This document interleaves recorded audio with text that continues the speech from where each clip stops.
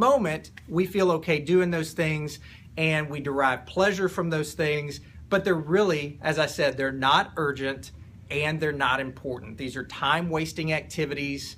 This could even be your email, checking emails over and over throughout the day. That's been a big lesson for me this year in 2016, is learning how not to stay in my email over and over again. So again, guys, it seems simple, but if you guys will simply just spend 30 minutes at the beginning of every week and map out this 4-quadrant system, it seems extremely basic, right? This 4-quadrant system right here. Again, quadrant number 1, right here, this is going to be the urgent and important. We want to stay away from that as much as we possibly can. Those are the fire drills, those are deadlines, those are burnout. Many times we find ourselves up here in quadrant number 1 simply because we haven't planned, we haven't prioritized, we haven't put the absolute time and necessity on the things that are needed, and therefore everything becomes a fire drill. Everything becomes burnout. Everything becomes, stress and anxiety because we're trying to figure out how to get to the things that we really need to get to, okay? Quadrant number 2 right here, this is going to be the not urgent but important, okay? We want to identify what we spend time doing each day, and your goal, hopefully, your goal will be to shift everything over into quadrant number 2. So my hope is that your goal will be to shift everything over into quadrant number 2. Not urgent, but important. This is going to be even things you may not think would go in this, okay? Time with family, reading, downtime that moves the needle. How many times have you heard me talk about spending downtime doing things that aren't just busy work, that are helping to move the needle, but it's things that are going to nourish you. It's things that are, things that are not the time suck activities that in the moment feel like they're good things for you. Again, checking Facebook so you don't miss something, vegging out, watching TV. All vegging out and watching TV did for me whenever I used to do that. I would come home, some of you know my story, I would come home, I would tell my wife, Katie, look, I just need some downtime. I need some time right here in front of the TV. I don't do that anymore. Why? Because I noticed that whenever I would sit down and I would watch TV each day, all it would do, it wouldn't relax me. It would make me sit there and stress and focus. I'm watching TV, but I'm staring at it like a zombie. In the moment, I felt like that was important, right? I need to do this. I even felt like maybe I was nourishing myself by doing this or just giving myself some downtime. It didn't reduce my stress. In fact, all it did, without me realizing it, by the way, was create more stress for me. I would sit there and stare at the TV like a zombie and then realize, hey, all I've done for the last 30, 45 minutes, 60 minutes, whatever, it's just sit here and think about all the things I was thinking about before, but it made me stop and be still and just sit there and focus on those things, right? So I want you guys to really clue in on this, okay? Again, we want to be proactive and not reactive. And if you hear a lot of what Covey's saying in this system, 1, 2, 3, and 4 quadrants, is a lot of the work that we're doing each day is reactive. Even when we're up in quadrant number 1 and we're dealing with super important things. Those important things, why are they important? Because they've become urgent. Maybe they weren't even important before, but now they've become urgent and we have to address those. We have to tackle those.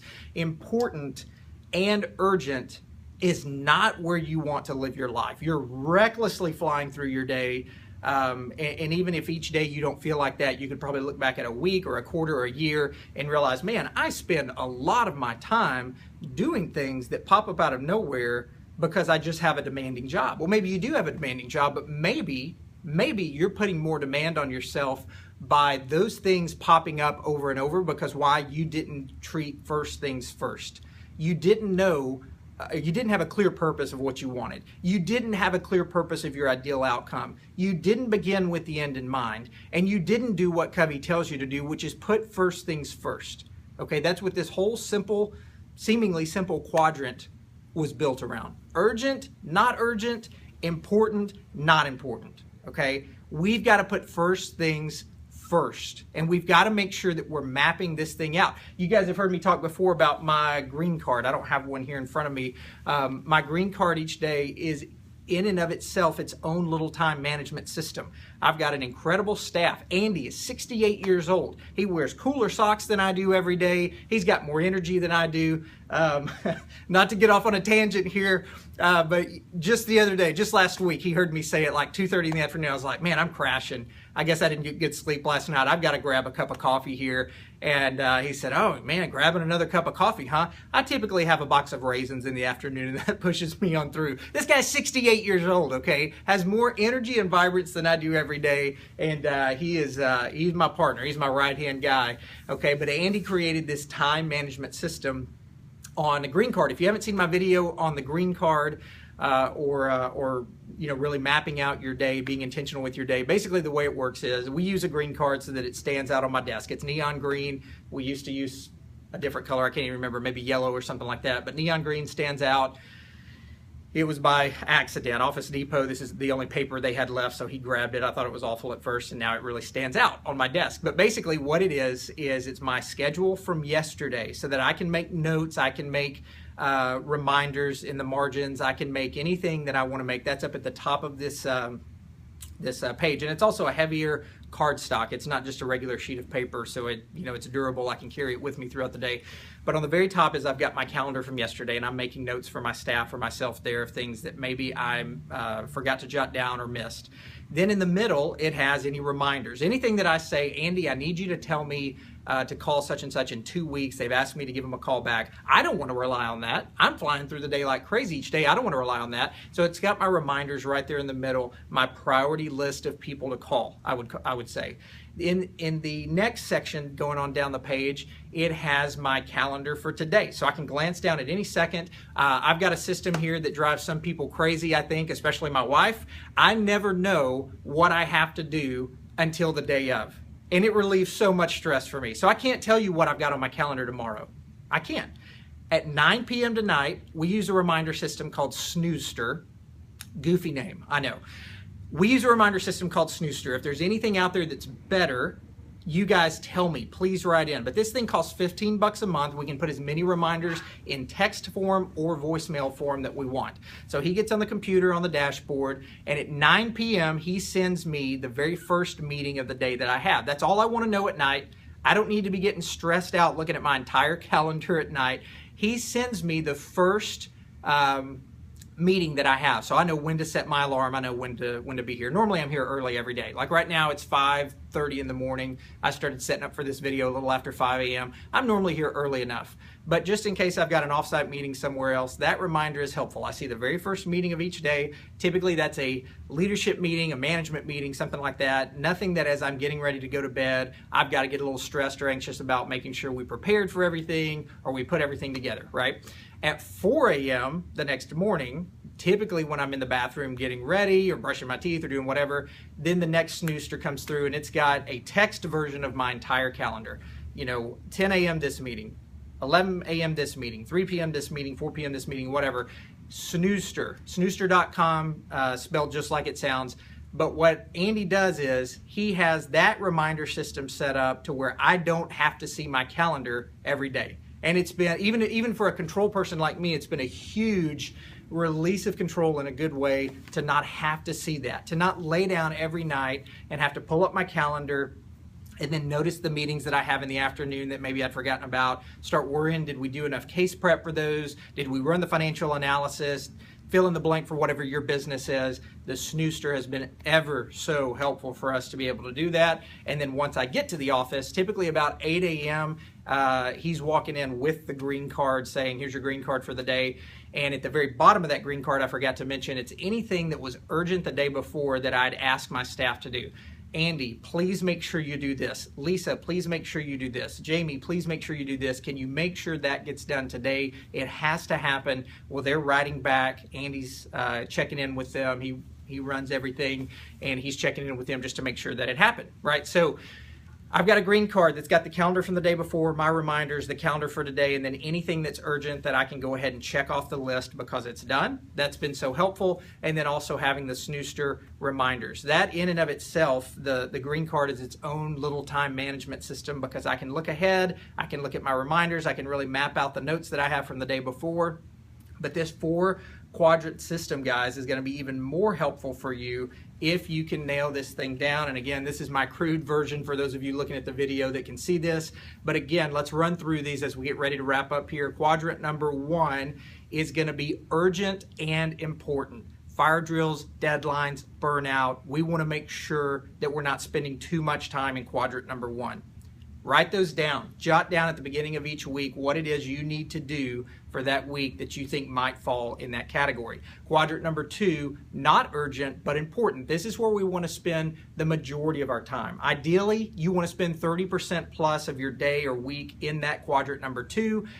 Typically, I would say most of us are probably spending 10% or less in quadrant number 2. Okay, again, these are going to be the things that are going to be time with family, reading, downtime that moves the needle, as I mentioned, nourishing yourself, working on your business, not necessarily in your business, things that are not urgent but very important, and you may not even feel a lot of real tangible benefit from today, but it's going to move the needle a long way over time.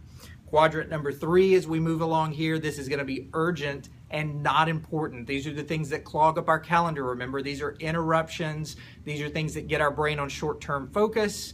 And then quadrant number 4 is going to be the not urgent and not important. Time-wasting activities, checking Facebook or ESPN, emailing, sitting in your email over and over, things that are just not productive for you. And typically you think that they are. Watching TV at the end of the day, heck, just sitting around eating just because you're bored. It may seem really valuable in the moment, and then we get out later and realize that it wasn't at all. So what we want to do, guys, is we want to identify what we're spending our time doing each day, and the only way you're going to do that is to plan it out, right? We want to make sure that we are shifting. Catch yourself in a moment. Catch yourself. Stop yourself and say, look, I am now finding myself the majority of this week in quadrant number 1. Why have I spent so much of my week in quadrant number 1? Stop, identify, look at those things. Maybe at the end of the day you map this out and realize that you probably spent a lot of time in quadrant number 1 because you didn't take care of first things first. Now those things have become both urgent and important because they have to get done right now, but they really may not be that profitable for you in some measures toward the end of the day, okay?